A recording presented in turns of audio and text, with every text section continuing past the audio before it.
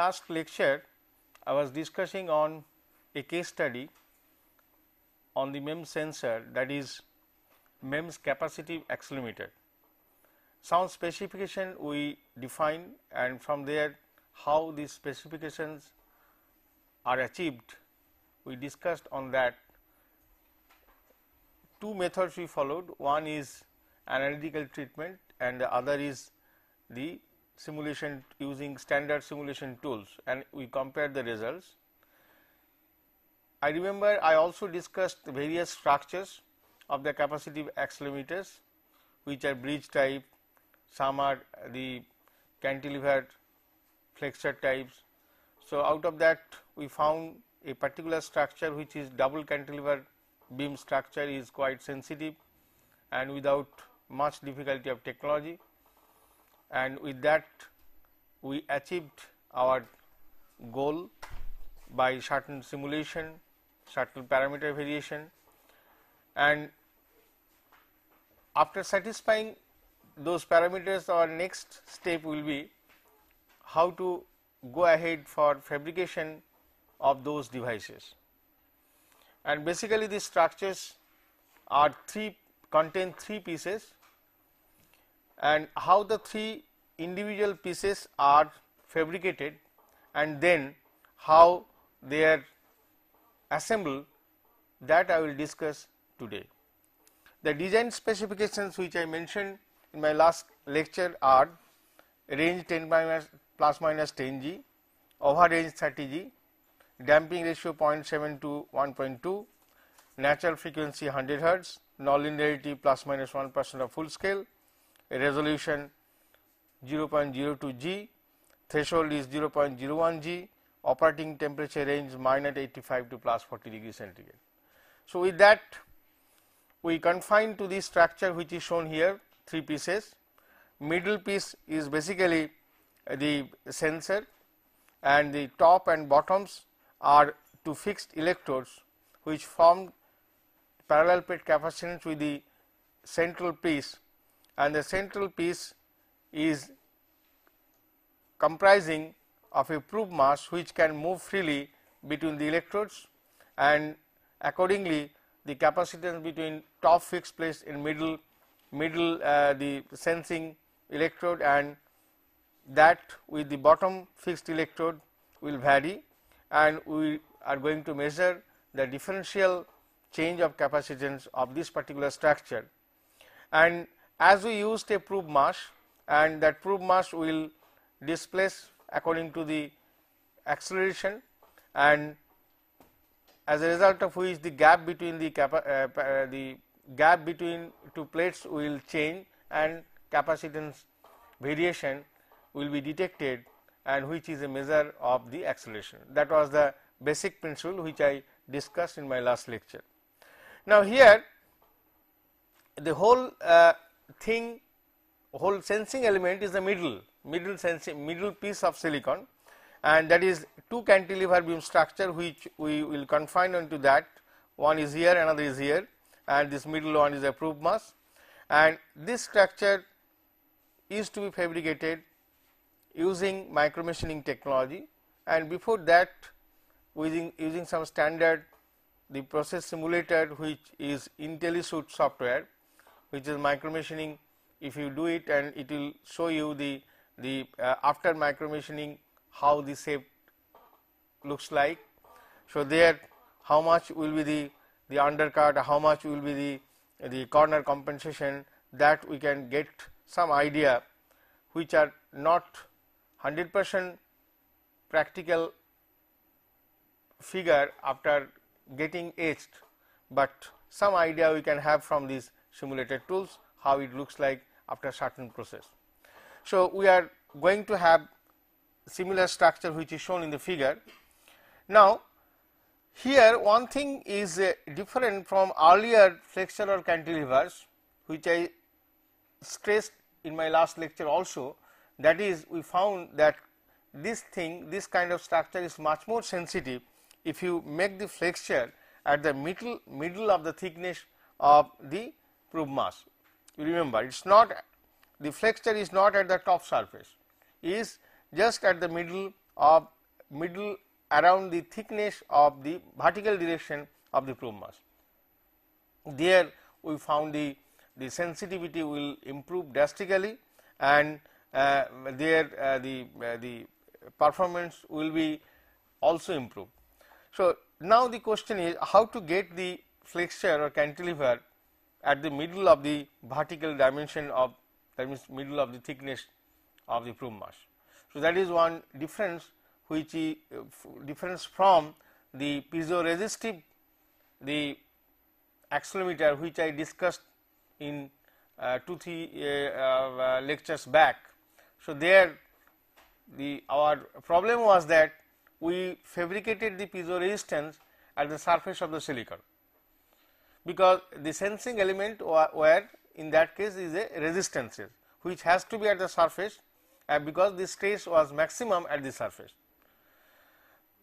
But in this particular case we are not going to fabricate the piezo resistances, rather here sensing mechanism is capacitance variation. So the flexure you have to design such that the displacement of the plate will be maximum. Plate means here the probe mass. Probe mass has got certain area, and that probe mass displacement with acceleration from the top and bottom fixed electrode should be as maximum as possible. Since there is no active element or passive elements, we are not going to fabricate on the structure, that is either resistance or some other maybe active device, you are not going to fabricate. So there the problem does not arise if we make the flexure just at the center of the thickness of the probe mass. So here our main objective is the displacement, maximum displacement. How can we get it? That we have found, if you make it at the center, the simulation results also tells us that then it will displacement is more, as a result of which obviously the capacitance change will be more. So that how can we get it? So that little bit I discussed, again I am telling you. So we will go for the preferential etching technique, which is the anisotropic crystallographic plane dependent anisotropic etching, and we are going to use here KOH, which is the standard silicon etchant. So there we know the etch rate of silicon in different crystallographic directions are different, 100, 111 and 311. The 3 planes are involved in this particular structure. So here we have seen the etch rate of 311 plane is 1.71 times the etch rate of 111 plane for KH concentration of 48% at a temperature of 40 degrees C to 60 degrees C. So that is the normal temperature we are going to use.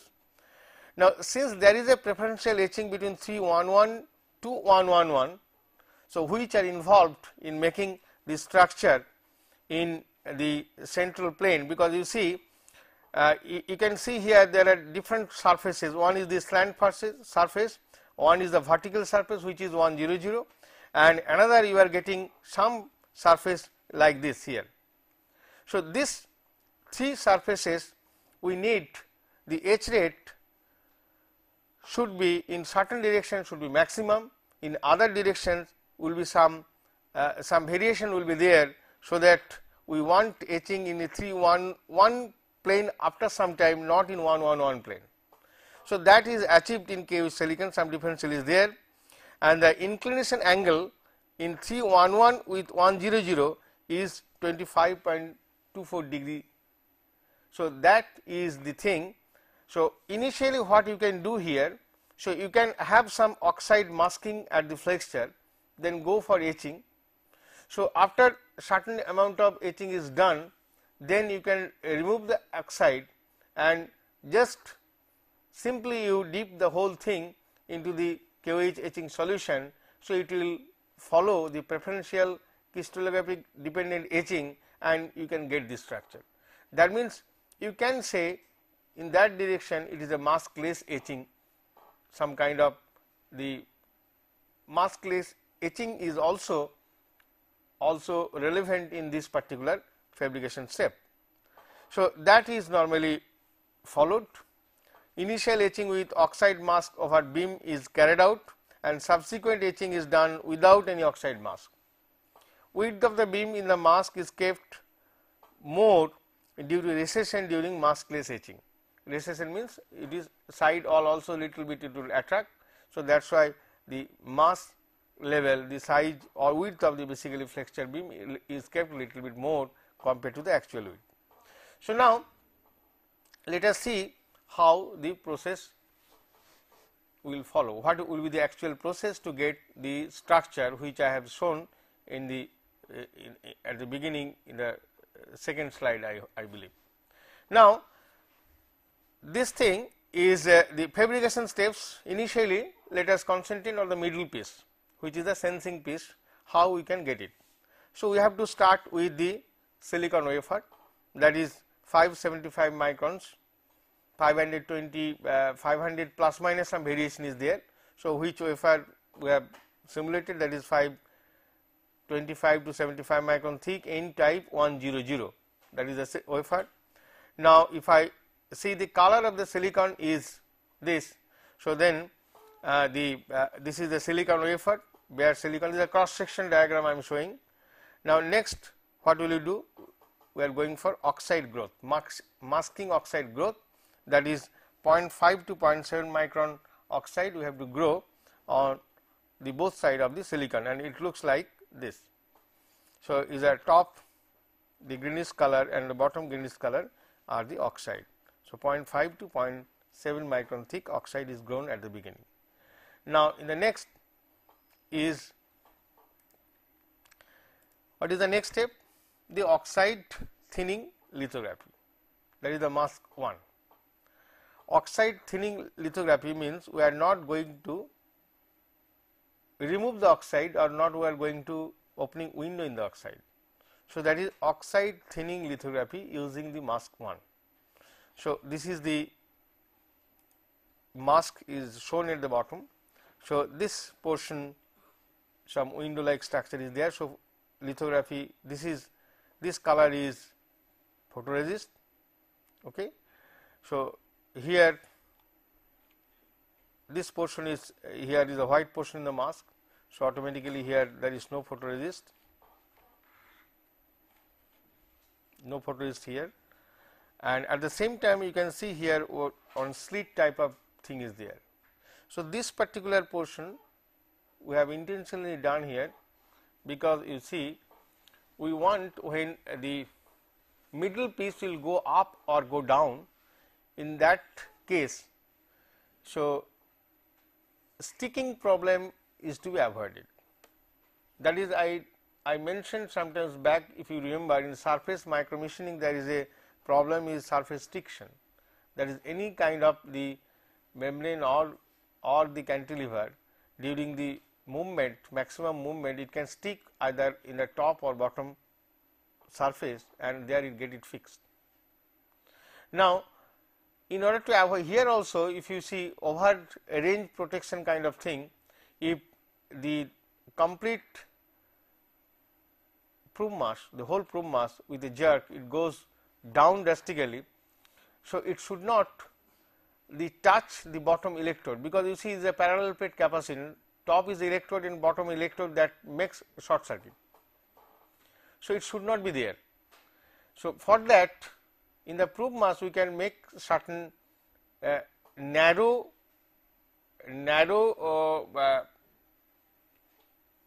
over small region, narrow heel type of thing, some protrude structure which will stuck there, and that it may prevent breaking of the flexure also, as well as that if that protrude is not the metallized. So, then automatically that short circuit between the middle plane and the bottom plane or either top plane will not be there. So, for that we are in all the mask we have made some slit kind of thing here, and accordingly there we will deposit something, or we will make certain structure which will not disturb the probe mass or stuck with either top or bottom. Okay. Now, next is the oxide etching in RIE, and this is the thinning. I told you the thinning layer, thinning kind of thing, oxide masking. So, H to leave 1000 angstrom only. So, here only 1000 angstrom will be there, and initially I think it was nearly 0.5 to 0.7 micron we took it. So, out of that rest of the portion is etched, only this portion is left in this region. Now, this strip the photoresist. So, this color is removed, that means photoresist has been removed. If it is a positive, easily you can remove it by acetone, warm acetone, or if it is a negative resist, then you can go for the 1:1 H2 to H2SO4 boiling, or you can use the photoresist remover at which is used at a little bit higher temperature, more than room temperature, maybe 70 degree or 80 degree C. Okay. So, you remove the strip and then means photoresist, you strip the resist, then you will get the structure like that. So, here oxide thickness is less, here oxide thickness is more. Next step is, so here now we go for deposition of silicon nitride on both sides of thickness 0.5 micrometer. So, this is silicon, the green color is silicon dioxide, here we have thinned down. Now, silicon nitride, which is bluish color, on the top and bottom in both places we have to get silicon nitride, and that you can only get by deposition technique, and that deposition technique may be either your CVD or you can go for sputter deposition. So, you deposit nitride top and bottom both sides. Next is nitride lithography for frame, because the middle structure, if you remember, two flexures are there, proof mass is there at the middle, and surrounding there is a frame. So, now we have to define the frame, and for that we need a lithography, and that lithography is shown here, and mask 2 is also shown at the bottom. So, that means here we normally we coat photoresist, then using this mask, then we get removed the photoresist from top and bottom certain portion.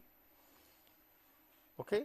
So, there after that we are going to etch nitride and we will further process it, and the frame will be defined this portion and this portion, this region and this region will be frame, and here in the you can see in the left side some structure is we are going to create, that is basically at the end you will find that is done only for taking contact. Now, in this kind of structure where 3 pieces are used, one bottom top electrode fixed, bottom electrode fixed, top electrode fixed and the middle. So, you have to take contact. Parallel plate capacitance means the top electrode, the bottom side will be one plate, and middle electrode you have to take contact, and the bottom electrode top surface of that plane you have to take a contact. So, taking contact from those pieces in case of capacitive accelerometer is not so simple.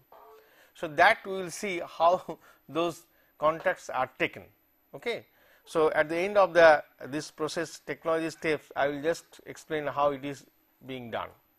So, now this nitride lithography in this particular step, we can go for the nitride etching. So, in the last slide it was just lithography pattern, then nitride, the blue color has been etched, you see from top and from bottom also blue color thing has been etched. Now, after photoresist removal, stripping the photoresist, so this the photoresist is removed, this color is not there. So, only here the blue color nitride is also gone. So, the wafer looks like that, only oxide is there. Now, keeping nitride as a masking material, we can remove the oxide and then subsequently we go for etching of silicon. So, since nitride now you will act as a masking layer for removing the oxide. Now, the next is the top view of the mask looks like that, is also shown, because you can see here in the slit is always maintaining. This is other pictures are cross sectional view, this is a top view how mask looks like this. Now, the oxide patterning for flexure. So, this is the mask 4 here, and I have to pattern oxide for the flexure. Flexures is here. So, since it is a cross section, you can see only this color in these two region, top and bottom, and top view with photoresist is not seen. That picture will clear how it's looked like at the top surface. We are taking in one of the flexure side the cross section. Okay. Now, you see here we have not started removing this oxide and etching. Maybe in the next step we will go for that oxide etching. Now, in the next step is the oxide etching in RIE now. Now, after the flexure definition, then we can go for oxide etching. The flexure has been covered here, the oxide is removed here by RIE technique, and then you strip the photoresist. So, here photoresist has been removed and oxide is covering here, and here is bare silicon. Here in this particular step RIE oxide removing, because oxide etching you can see the photoresist is covered, that is normal oxide etching is buffer hydrofluoric acid. Okay. But here the buffer hydrofluoric acid basically it takes in the lateral side also, it is an isotopic etchant. So, if I need the anisotropy, then we have to go for the plasma etching or reactive ion etching, that is anisotropy is a more anisotropic structure, you can get it, and there even oxide will not be, oxide will be protected, it can act as a masking layer also there. So, the oxide in this portion is removed, as well as this hole also here, it is also, you see, oxide has been removed.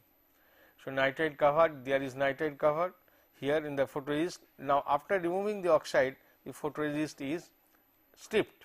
If you strip the photoresist, then it looks like this. Here is a direct silicon, this portion direct silicon, and from the bottom also this place direct silicon. The 3 places direct silicon is available. Now, the lift of chromium gold layer 200 angstrom. So, now still we have not started etching silicon. So, we are going to protect some portion of the silicon by chromium gold also. Now, you see here the golden color is chromium gold. So, here the mask is here shown like, then using the loop top technique we deposited gold in selective places, you can see, which is also shown in yellowish color, this portion and this portion, here, here, and in the left side also above the nitride, above the silicon, and here also in bottom side also just above nitride it is also deposited. So, that is the chromium gold. The chromium purpose, you know, it is for good addition of the gold film with either nitride or oxide or silicon, chromium is used, and very thin layer, maybe say 300 to 500 angstrom unit, and then you can have gold layer of 2000 angstrom. Then using the mask number 6, you can go for the lift of patterning. Now, the top view of the structure looks like this. We have taken some cross section view in earlier diagram. So, if you see on the top with oxide, nitride and chromium gold, the structure looks like that. So, the golden color is yellowish color is gold, and the bluish color is nitride. The bluish color is what? Bluish color is nitride, and greenish color is oxide. Here is oxide, and the bare thing is the silicon. So, which you saw here in the cross section structure, if you see from the top, then it looks like that. So, now if you go for etching, then only this portion it will be etched, and in the central place you can see is basically proof mask. And I have shown you in some of the mask this strip, this is a strip, bluish color strip is here, which will protect the probe mass against damage. Okay. And this is the top view after that step. Now, we go for KOH etching. So, for KOH etching, again I am coming to cross sectional diagram. So, 22 micron KOH has been etched from this portion and this portion. It is not top view cross section, that is why I am showing only this portion.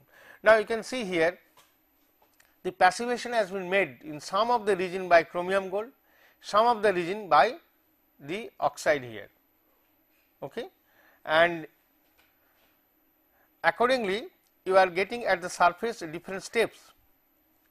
So, that means from here height is different, from there again this place is only chromium gold, from here again 22 micron delineation is there from top and bottom, and then here also it is just covered with chromium gold because you stop etching in this portion also. Now, in the next step is a buffer hydrofluoric dip to remove flexure oxide, because you can see here as this top, this is the flexure oxide in this portion. Now, initially keeping that you went for the etching, then at the end you are going for removal of the flexure oxide, then it will be maskless etching in that part that I mentioned at the beginning. So, that means now buffer hydrofluoric dip to remove the flexure oxide. So, flexure oxide here and here it is removed, but here it is protected by gold, bottom also protected by gold, and here automatically silicon is there.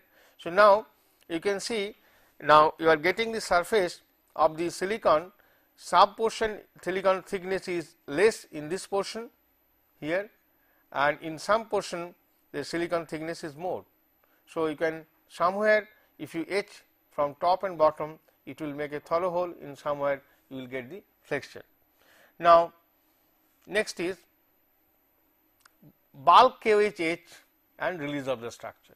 So, because here you bulk etching now starting, initially I just removed some portion, because you have seen that some portion it has to be thorough hole. So, that total probe mass will be hanging supporting with the flexures, and in flexure also from top and bottom it will etch, and at the middle it will stop somewhere. So, that is why the bulk etching has been done now, and with that bulk etching the cross section diagram looks like that. Here you can see because in this portion initially we have removed 22 micron, that means this 22 micron thickness will be left here. So, now it is KOH, it is etching from top and bottom, here top and bottom thorough etching will be there, but since here earlier we have made 22 micron more, so automatically in this portion you will get 22 micron thickness of the flexure. So, this is the probe mass is also protected, and there you can see is a here little bit the strip kind of thing which we made in the mask. There are some deposition of nitride will be there, which is basically insulated, and if it touches in the top and bottom, so it will not short circuit the thing. So, it is stuck in that particular deposited you can say the crest. Okay. Height is more here compared to this place. So, now this is the structure. After that you can go for next step is the top electrode. So, middle is already been fabricated. Now, we go for the top electrode. How the top electrode, again we start from silicon wafer, which is 575 micron thick, and bare wafer. Then we go for nitride deposition. You can see here the contrast over the blue is not clearly seen, it seems. So, it is some brownish color is deposited on the top and bottom. So, that is silicon nitride. We did not go for silicon dioxide, but here the both top and bottom silicon nitride is deposited. Now, that is of 0.5 micrometer over 500 angstrom base oxide. So, always when on bare silicon if we deposit some nitride, we have to be cautious. first some base or pad oxide is formed, then we deposit silicon. There is certain reason, because if you directly deposit silicon nitride on bare silicon, then the white ribbon effect will take place. So, that there will be nitride stain on the surface. Later on, if you want to remove those nitride to get the bare silicon, you will not get it. So, that is the problem, and not only the interface of the silicon and nitride will be damaged. In order to prevent the silicon underneath the dielectric intact, so initially some packed oxide of thickness of say 200 angstrom or maybe up to 500 angstrom, it is grown from silicon, then you deposit nitride.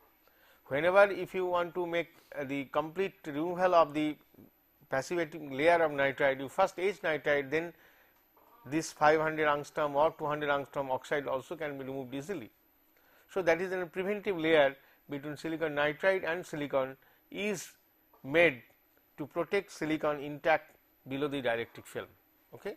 So, now that is why a base oxide or pad oxide of 500 angstrom on top 0.5 micron silicon nitride is deposited. So, next step is nitride mask for gap formation front side. From the front side, nitride is masked, back side we have protected, and for masking just we went for some lithography, and then the windows are open from this portion and this portion, and in the next step the mask looks like here, is shown here, is a big rectangle at the middle, and in this side is a complete square structure. This is the whole area of a particular capacitive accelerometer. So, after nitride masking, the wafer looks like this is a mask number 8, wafer looks like this, then is nitride etch, that is from this portion, and in the extreme right portion nitride has been etched, and so the structure looks like this. Next is after, can you see there nitride contrast color? It is very difficult, it is a blue on top of the brown, so it is almost mixed colors. I should have changed. Anyway, so the nitride from the top, because this portion is the photoresist, you can see from there nitride has been removed, and then you can go for the stripping of photoresist. So, the photoresist has been removed from this point and this point, and you are getting windows in the nitride in this region, and then you have to go for the next is nitride mask backside for slit formation, mask number 9. Here also after patterning the front side of the top electrode, now backside lithography is being made, so that here some portion is to be removed, and then mask of this particular mask number 9 looks like that. This is a mask number 9. So, in this portion photoresist is not there, so nitride easily you can etch. Okay. So, now then because in the next step if you remove the nitride, so you can go for the silicon etching from top and bottom. So, here if top and bottom means is thorough, you can completely remove it, and here some delineation will be there. So, from top electrode, which will be another fixed electrode, and then we can see how it looks like in the next slide. So, now here also the oxide is nitride is removed, and nitride etch, then strip resist. So, resist is removed from their bottom. So, then you are getting the structure which looks like this. Okay. So, in 3 places, if you see the bottom wafer from the top, only certain portion the oxide can be removed, silicon can be etched, and in the extreme right portion either from the top and from the bottom, both side it will etch. So, it will be completely removed. So that you can get opening for your contact formation. Now, next is the KH etch front side with back side protection. It looks like that. So, you protect back side and front side, you go for KH etching. So, it opening is from this side and this portion and this portion. So, you etch here and here, then go for the KH etch back side with front side protection. So, initially KH etch front side with back side protection, and then next is KH etch back side with front side protection. So, ultimately this structure looks like this. Okay. So, with that, next step is your deposition of the nitride. After your the KH has been etched completely, you remove nitride. Okay. So, because purpose of nitride is over if you remove KH. Now, then you deposit the chromium gold by evaporation, that we call is a global. Global means the full surface, we are not going to pattern. So, that means this is a top electrode. Now, when you are going to assemble, we invert it. By inverting, we will place it and then we will bond it. So, the top electrode formation is over. So, now we will go for the bottom electrode. These are fabrication steps of bottom electrode of the capacitive accelerometer. Initially, we fabricate the middle one, which is the important sensing, then we make the top one, now we go for the bottom one. So, bottom one is relatively easy compared to the top, because in the top electrode you have seen in the some edge has been completely removed, and that removal is necessary in order to have contact from the middle piece, middle sensing piece. Okay, but in bottom electrode, contact can be taken from the wafer itself if it is a conducting wafer.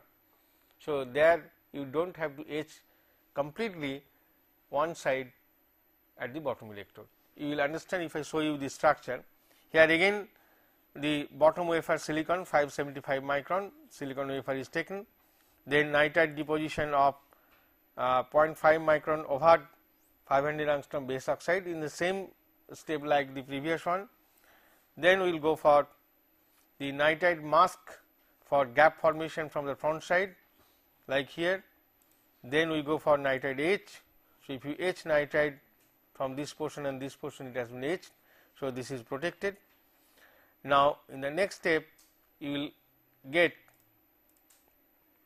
photoresist is removed and the nitride looks like that. KH etch front side with back side protection.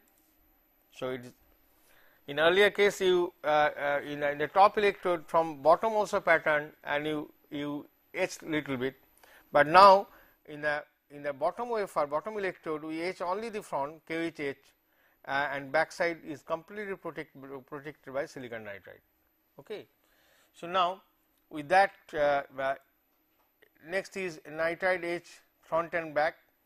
When the silicon is etched, I mean the groove is formed, then purpose of nitride is over. So, you will remove nitride from front and bottom also, and then again chromium gold evaporation global. So, you deposit chrome gold on the top of this bottom electrode. This is basically the metal plate, because in parallel plate capacitance electrode plates has to be formed, that is the bottom electrode, the electrode plate is here. So, in the next phase we are going to assemble the structure. How can we do it? So, now you can see what are the three pieces one by one, all the three wafers were brought together. These are the three pieces. So, you have seen the bottom wafer, this portion was not removed, in the top wafer it is removed, and this is a cross sectional diagram basically. Now, this is the middle one. So, now is here is the gold plated in the probe mass, here also gold plated in the probe mass. So, in the top also is a gold plating is there, in the bottom also gold plating is there. Now, if we combine the three pieces. Now, this gold and this gold will be attached together, and this gold and this gold will be attached. So, that means if you make if this piece is a bottom one is basically the conducting wafer. So, here you make a contact. If is a conductive means is a highly doping n type silicon wafer if you take it. So, the middle piece contact is taken from here. Okay. Middle piece contact is taken here. Now, if you press this with that, because you see in the top wafer the gold line and the middle wafer gold line is molded. So, then this connection is coming up to this. You can take contact from this point. This point is the top electrode contact. Am I correct? This portion you can see.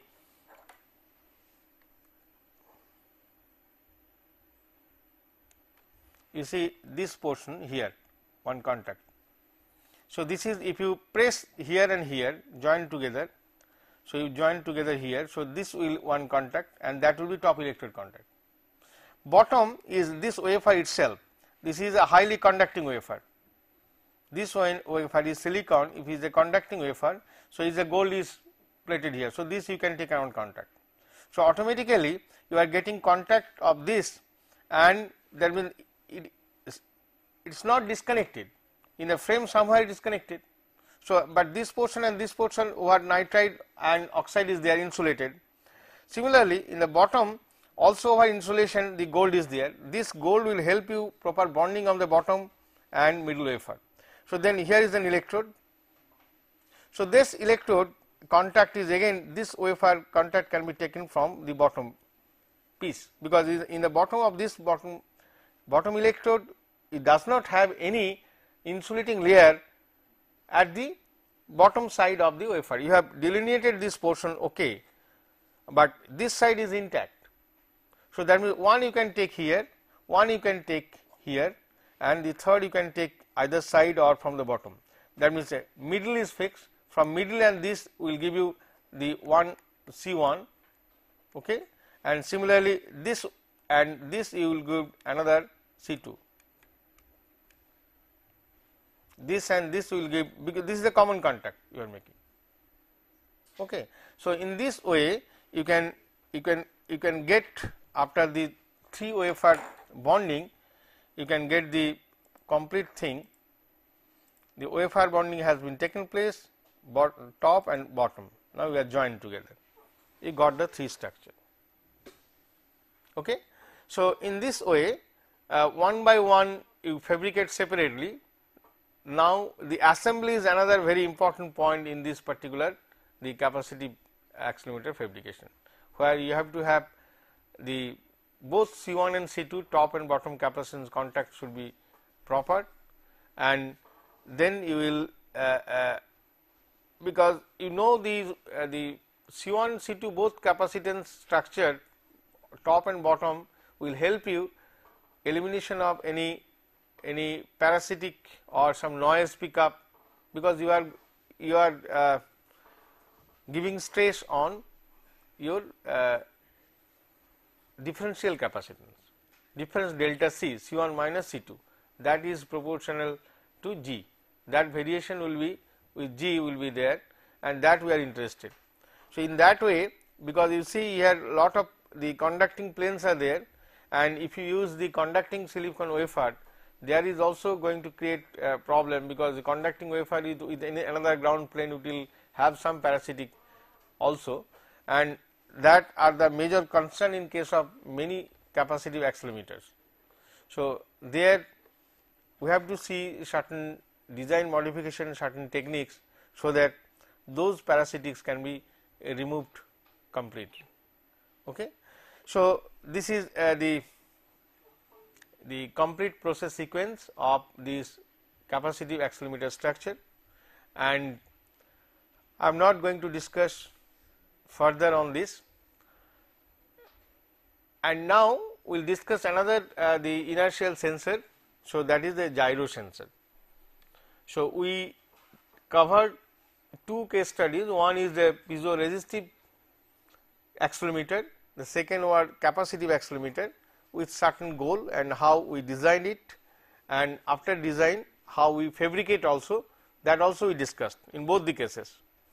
Now, I will give some stress on the another kind of inertial sensor, that is the gyro or rotation sensor, and there I would like to give some stress on the quartz gyro sensor with little introduction of silicon gyro.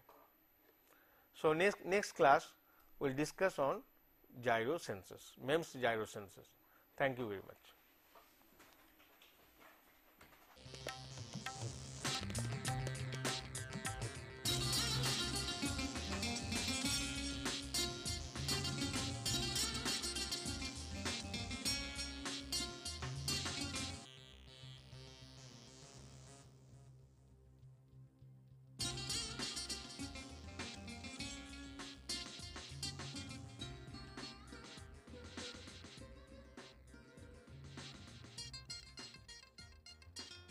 (1951).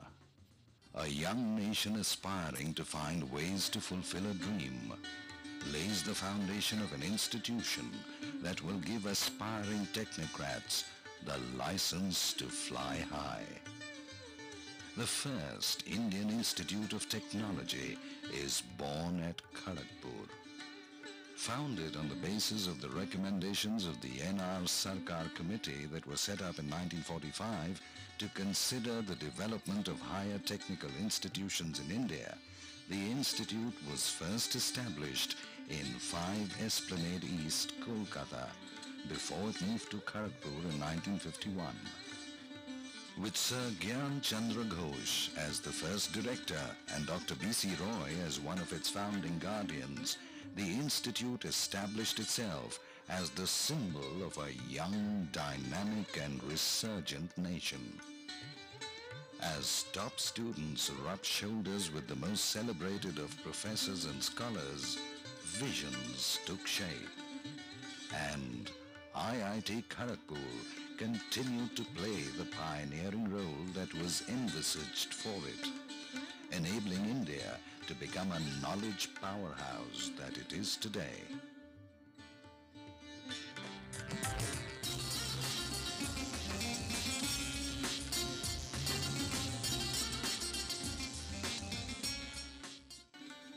At every stage of its evolution, IIT Kharagpur remained ahead of its times. It provided the best of facilities for the budding technologists, helping them shape their own as well as the nation's future.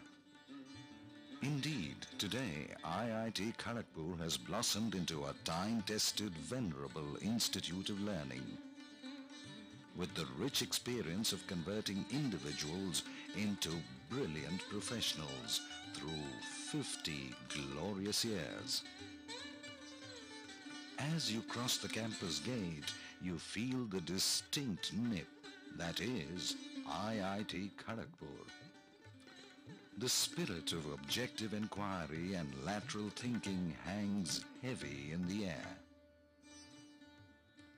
The modern township-like campus of IIT Kharagpur, set in sylvan surroundings, is self-sufficient in all respects. From modern banks to the good old post office, from vast playgrounds and well-equipped gyms to modern auditoria and open-air theaters, and from the quiet fiber-optic linked residential quarters for the faculty to the web-enabled hostel rooms for the students. At IIT Kharagpur, lush green bowers of tranquility coexist with smart cards and ATMs. Spread over 690 hectares of sprawling cyber habitat, 120 kilometers from Kolkata, IIT Kharagpur is one of the largest network campuses in Asia. Just the academic complexes itself spreads over a built-up area of about 2 million square feet, of which 150,000 square feet is the new complex that commemorates the Golden Jubilee celebrations. And that's not all. It is the only IIT to have conquered territory beyond its own through cutting-edge courses offered in its extension campuses at Kolkata and Bhubaneswar. IIT Kharagpur is not just about its large campus, but its diverse range of activities. It offers the widest spectrum of disciplines, ranging from aerospace, biotechnology, cryogenics, to architecture, mining and agricultural engineering, supported by strong faculties of sciences, humanities and management. There are more than 30 departments and centers that offer the largest number of undergraduate and postgraduate courses amongst the IITs. The courses are ever evolving and show the way for other sister institutions. The richness in its diverse activities is showcased by the technological support the institution provides in areas like architecture, agriculture, post-harvest technology and medical sciences. The institute has revolutionized and popularized rice milling technology. The other major contributions of IIT Kharagpur have been in the critical fields of defense, railways, space research, power systems and petrochemicals. All these activities directly empower the human requirements of the nation.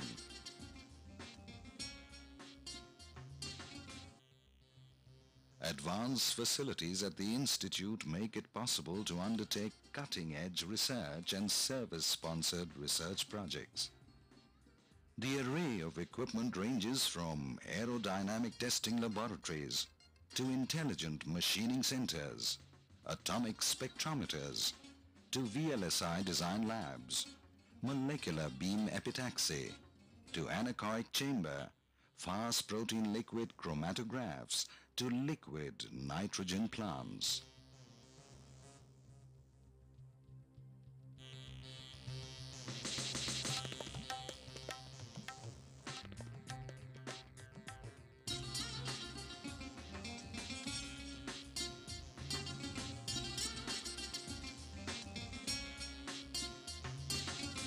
The cutting-edge technologies are at par with the best research facilities across the globe.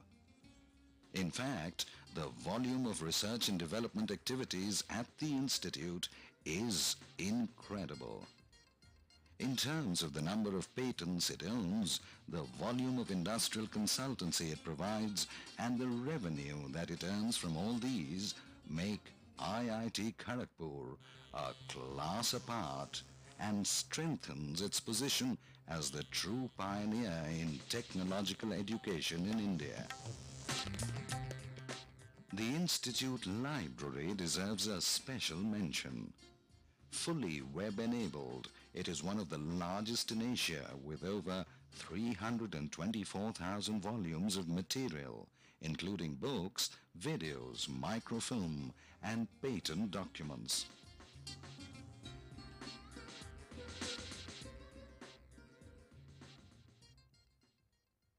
That ensure a student's mind develops at the right pace.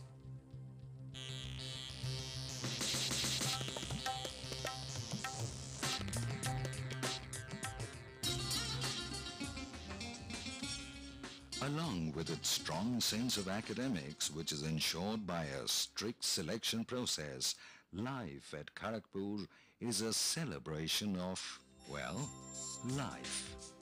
And at its heart are the students. In fact, the saying goes that you can take an IITN out of KGP, but not KGP out of an IITN. You've left a part of you behind. For most of the students, life in the campus was in itself a festivity, a collage of activities that shape their mind and body. A collage of events that was a synthesis of competition and cooperation. A collage of interests as diverse as dramatics and ham radio. Yes, life at Kharagpur has always been exciting. And the years cemented lifelong bonds as lives mingled over cups of joy and stretched over stimulating semesters.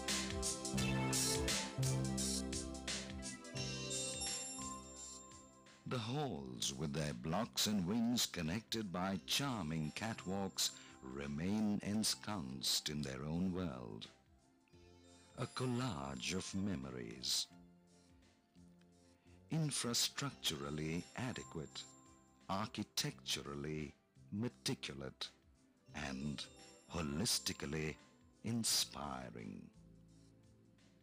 Where students, wherever they might be from, invariably come into their own, developing their individual talents, honing their skills to take on challenges with confidence, so they can move ahead in fulfilling their dreams. What makes IIT Kharagpur so unique is its environment. Undiluted by the diversions of metropolitan surroundings, the close-knit campus life enhances the entrepreneurial and innovative spirit of the achievers to be. In an environment that is so stimulating, it is only natural that down the years, IIT Kharagpur has consistently produced well-rounded individuals. Many of them are celebrities in their own right. Holistic grooming has had a lot to do with this.